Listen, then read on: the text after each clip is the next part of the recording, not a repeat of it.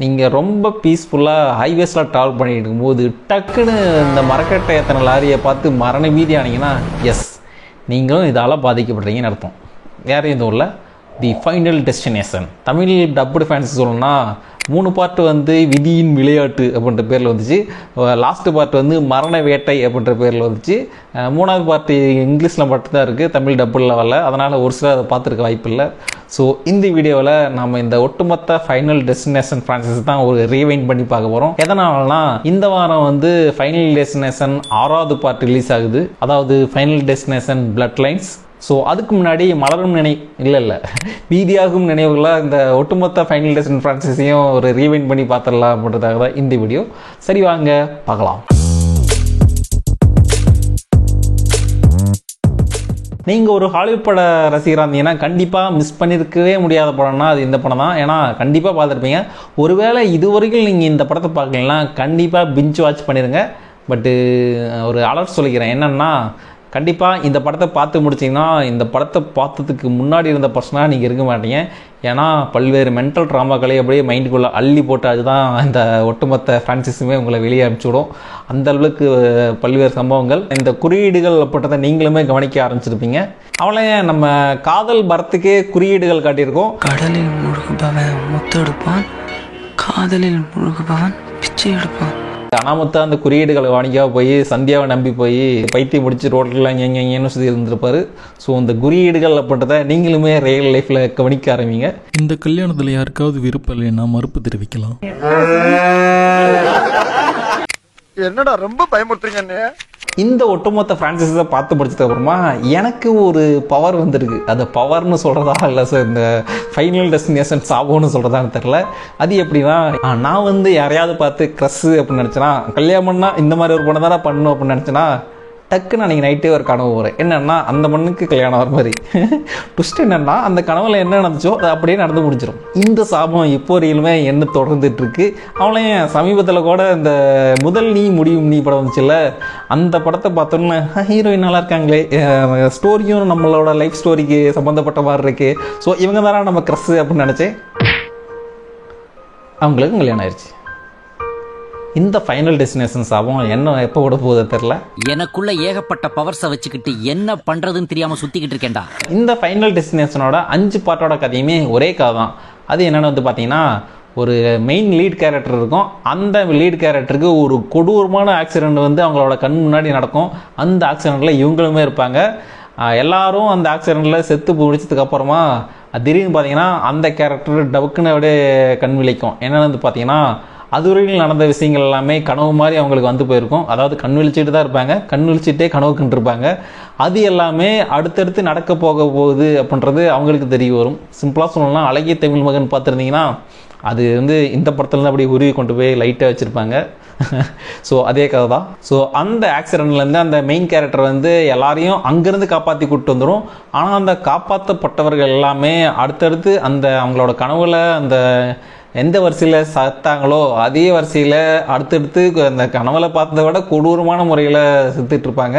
So அதில் யாராவது உயிர் பழைச்சாங்களா இல்லையா அப்படின்றதான் இந்த 5 பார்ட்டோட கதையுமே. இதில் என்ன ட்விஸ்டாக இருக்குன்னு பார்த்தீங்கன்னா, ஒரு சில பார்ட்டில் வந்து அந்த வரிசைப்படி நடக்கும், இன்னொரு பார்ட்டில் வந்து டெத்து வந்து ரிவர்ஸில் வரும்.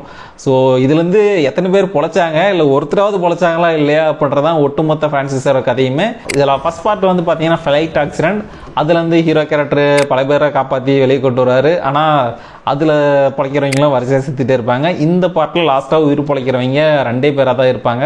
அப்பாடா 2 பேராவது உயிர் பிழைச்சிட்டாங்களே அப்படின்னு பார்த்தா, செகண்ட் பார்ட்டில் வந்து அந்த ஹீரோ கேரக்டர் வந்து செத்து போன மாதிரி ஆல்ரெடி செத்துட்டாரு அப்படின்ற மாதிரி காட்டியிருப்பாங்க. அதில் அந்த ஹீரோயின் கேரக்டர் மாதிரி ஒரு கேரக்டர் இருக்கும். அந்த கேரக்டர் மட்டும் ஒரு ரூமில் அவங்களே பூட்டி வச்சுக்கிட்டு அந்த ரூம்குள்ளே வேறு யாரையும் விட மாட்டாங்க. அந்த ரூம்குள்ளே போகிறதுக்கு பல்வேறு ரூல்ஸுகள் போட்டு தான் உள்ளே போயிட்டு இருப்பாங்க. ஆனால் செகண்ட் பார்ட்டோட ஹீரோயின் கேரக்டர் ஒன்று இருக்கும். அந்த ஹீரோயின் கேரக்டருக்கு வந்து ஒரு ரோடு ஆக்சிடெண்ட் வந்து கண்ணு நடக்கிற மாதிரி தோணும். ஸோ அதுலேயுமே இதே கதை தான். ஸோ அந்த ரோடு ஆக்சிடெண்ட்லேருந்து நிறைய பேரை காப்பாற்றிடுவாங்க. வரிசையாக சாகிறத பார்த்துட்டு இது மாதிரி ஏற்கனவே நடந்திருக்குதா அப்படின்னு தேடி பார்க்கும்போது தான் இந்த ஃப்ளைட் ஆக்சிடெண்ட்லேருந்து தப்பிச்சாங்க, இதில் நிறைய பேர் செத்தாங்க, இதில் ஒருத்தங்க மட்டும்தான் உயிர் பழைச்சிருக்காங்க அப்படின்ற விஷயமே இந்த ஹீரோயின் கேரக்டர் தெரிய வரும். ஸோ சும்மா இருக்காமல் செவனேன்னு ரூமில் பூட்டிக்கிட்டு உயிர் பிழைக்கிறதுக்காக சர்வை பண்ணிட்டு இருக்கிற அந்த கேரக்டரையும் வம்பிழுத்து எடுத்து நீ எல்லாம் ஒரு கோலை தெரியுமா, அக்கினி சீரகே வெளியே வான்ற அளவுக்கு ஒரு காண்டியத்தை விட்டு வெளியே கூட்டிகிட்டு வரும். சுகமான விஷயம்னா அந்த கேரக்டரை இந்த படத்தில் போட்டு தள்ளிடுவாங்க. சரி, நான் செவனே தானா போய்க்கிருந்தேன், யாரு வம்பு தும்புக்காச்சும் போனா. ஸோ இந்த செகண்ட் பார்ட்டில் பார்த்தீங்கன்னா ஒரு சில கேரக்டர்கள் உயிரோடு இருக்க மாதிரி காட்டியிருப்பாங்க. ஆனால் அதுக்கப்புறம் அடுத்தடுத்த படங்களில் அந்த கேரக்டர்கள் வந்திருக்காது. மூணாவது பார்ட் வந்து பார்த்தீங்கன்னா ரோலர் கோஸ்டர் ஆக்சிடென்ட். ஒரு படத்தோட ஓப்பனிங் சீன்லேயே ஒரு ரோலர் கோஸ்டரில் குரூப்பாக கிளம்பி போவாங்க. அது இப்படி தான் ஆக்சிடென்ட் ஆகிற மாதிரி தெரியும் கண் முன்னாடி. அப்புறம் அதுலேருந்து உயிர் பழைக்கிறவங்க அடுத்தடுத்து செத்துட்டு வருவாங்க. லாஸ்ட்டாக யார் உயிர் பழைக்கிறாங்கன்றதான் இந்த பாட்டோட கதையுமே. நாலாவது பாட்டு வந்து தி ஃபைனல் டெஸ்டினேஷன் அப்படின்ற பேரில் வந்துச்சு. இந்த படத்தில் வந்து ஒரு பயங்கரமான கார் ஆக்சிடென்ட் நடக்கும். அதுலேருந்து உயிர் பழைக்கிறவங்க அடுத்தடுத்து ஆவாங்க. அதில் யார் பொழைச்சாங்கன்றதான் இந்த பாட்டோட கதையும். அஞ்சாவது பாட்டோட கதையுமே சேம் தான். ஒரு பிரிட்ஜ் வந்து கொலாப்ஸ் ஆகியும் அதுலேருந்து உயிர் பழைச்சி நிறைய பேர் எஸ்கேப் ஆவாங்க. அதுலேருந்து தப்பிக்கிறவங்களும் அடுத்தடுத்து சாவாங்க. இதில் ஒரு ட்விஸ்ட் என்னன்னா, இதில் வந்து வேற யாரையாவது சம்மந்தமே இல்லாதவங்களை போட்டு தள்ளிட்டா அவங்களுக்கு அந்த மரணம்ன்றது அவங்களுக்கு நெருங்காது அப்படின்ற மாதிரி சொல்லி வச்சுருப்பாங்க. ஸோ அதுக்காக கொலை பண்ணுறதுக்குன்னு ஒரு சில கேரக்டர்கள் சுற்றிட்டு இருக்கும். ஸோ இது வந்து கொஞ்சம் டிஃப்ரெண்ட்டாக போயிட்டுருக்கும். கிளைமேக்ஸில் தான் இதாண்டா ட்விஸ்ட்டு அப்படின்ற அளவுக்கு ஒரு பயங்கரமான ட்விஸ்ட் வச்சு முடிச்சு வச்சுருப்பாங்க. அது என்னென்னா இதோட எண்டிங் தான் இந்த ஃப்ரான்சிஸோட ஃபர்ஸ்ட் பார்ட்டோட ஆரம்பம் அப்படின்ற மாதிரி முடிச்சு வச்சுருப்பாங்க. ஏன்னா இதில் வந்து தப்பிச்சு போகிற ஹீரோ கேரக்டரும் ஹீரோயின் கேரக்டரும் ஒரு ஃப்ளைட்டில் போவாங்க. அந்த ஃப்ளைட்டு தான் இந்த ஃபர்ஸ்ட் பார்ட்டில் வெடிக்கிற அந்த ஃப்ளைட்டு. ஸோ ஒரு பயங்கர ட்விஸ்ட்டாக முடிச்சு வச்சுருப்பாங்க. இதில் ஆறாவது பாட்டு தான் அடுத்து இந்த வாரம் 15ஆம் தேதி ரிலீஸ் ஆக போகுது. இதோட கதையை வந்து பார்த்தீங்கன்னா ஒட்டுமொத்தமாக இதெல்லாம் எங்கேருந்து ஆரம்பிச்சிச்சு தெரியுமா அப்படின்ற மாதிரி ஆரம்பித்து கொண்டு வர போகிறாங்க. பட் எங்கேருந்து ஆரம்பிச்சுது அப்படி தெரிஞ்சுக்கணும்னா கண்டிப்பாக இந்த படத்தை பார்த்து ஆகணும். இது வரைக்கும் இந்த ஃப்ரான்சைஸில் வந்த எந்த படத்தையுமே நாம் தேட்டரில் பார்த்ததில்ல. ஸோ தேட்டரில் பார்க்க போகிற ஃபஸ்ட்டு படமே இந்த 6வது பாட்டு தான். அது மட்டும் இல்லாமல் இந்த 5 பாட்டு இருக்குல்ல, அந்த 5 பாட்டுமே எனக்கு 16 வயசு ஆகிறதுக்குள்ளே வந்து முடிஞ்சிருச்சுன்னு நினைக்கிறேன். அது மட்டும் இல்லாமல் இந்த இன்னொரு முக்கியமான விஷயம், இதில் வந்து இந்த ரத்த கலவையான காட்சிகள் இருக்குல்ல, இதுக்காகவே 18+ தான் கொடுத்து வச்சுருப்பாங்க. இதில் இன்னொரு முக்கியமான விஷயம் என்னென்னா, இந்த படத்தை பார்த்த எல்லோருக்குமே ஒரு இந்த 90s கிட்ஸ் வந்து இந்த படத்தை பார்த்துட்டீங்கன்னா ஒரு மென்டல் ட்ராமா கிரியேட் ஆகிருக்கும்.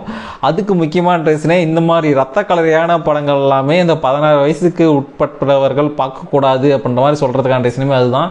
ஏன்னா அந்த ஏஜுக்குள்ளே பார்த்தா அது வந்து நம்மளோட மைண்டில் ஒரு ட்ராமாவாக ஃபார்ம் ஆயிரும். அது லாஸ்ட் வரைக்குமே அந்த ட்ராமான்றது போகவே போகாது.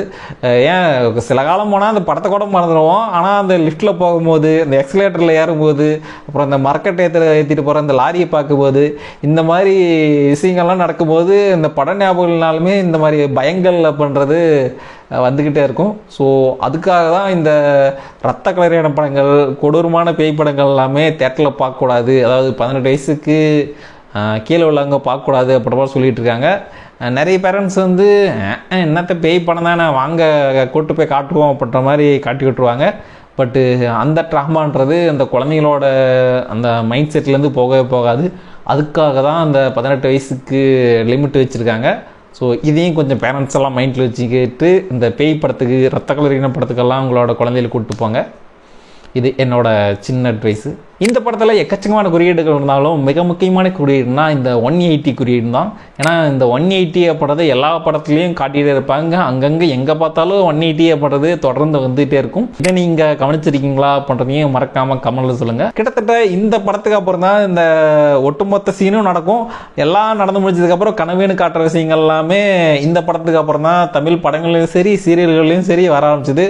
அதுவும் இந்த சீரியல்களில் தான் இந்த விஷயத்தை போட்டு கொண்டு எடுத்துட்டு இருக்காங்க. இப்போ வரையிலுமே ஒரு முக்கியமான கேரக்டர் இருக்கும், அந்த கேரக்டருக்கு நல்லதுன்றது நடக்கவே நடக்காது. திருப்புன்னு பார்த்தீங்கன்னா நல்லது நடக்கும். கிட்டத்தட்ட ஒரு 4-5 நாள் கூட அந்த சீன் நடந்து முடியும். ஆனால் பார்த்தீங்கன்னா லாஸ்ட்டில் எல்லாமே முடிஞ்சதுக்கப்புறம் கனவு அப்படின்ற மாதிரி காட்டிடுறாங்க. எல்லாம் இந்த படத்தை பார்த்து தான் கெட்டு போயிருக்காங்க.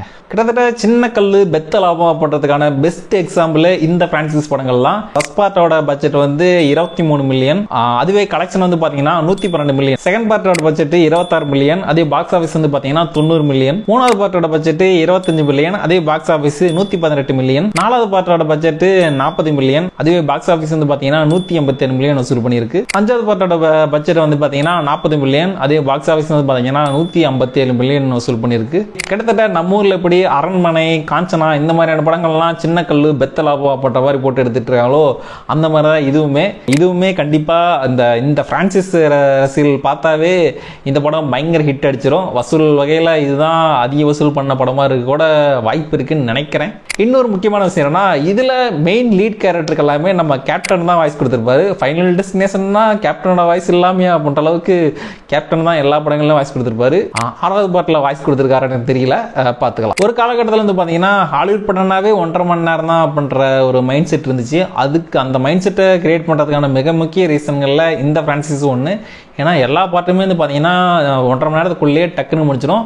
இதில் முக்கியமான விஷயம் என்னென்னா, தேவையில்லாமல் எங்கேயும் போகாமல் டக்குன்னு ஓப்பனிங் சீன்லேயே மெயின் ஸ்டோரிக்குள்ளே போயிடுவாங்க. அதாவது அந்த ஆக்சிடென்ட் எங்கே நடக்குதோ அதுக்குள்ளே போயிடுவாங்க.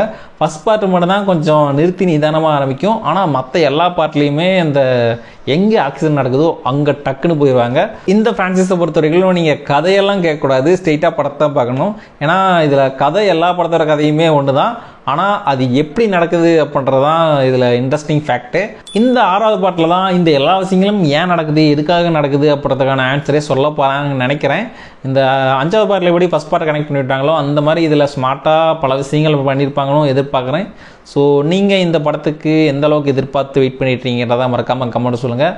அப்புறம் இது வரைக்கும் வந்த 5 பார்ட்டை பார்த்துட்டீங்களா, இல்லை எத்தனை பார்ட்டை பார்த்துட்டீங்க அப்படின்றத மறக்காமல் கமெண்ட்டில் சொல்லுங்கள். மற்றும் ஒரு இன்ட்ரெஸ்டிங்கான வீடியோவில் உங்களை மீட் பண்ணுறேன். பை. முடிஞ்ச வரைக்கும் முயற்சி பண்ணுவோம். Start music.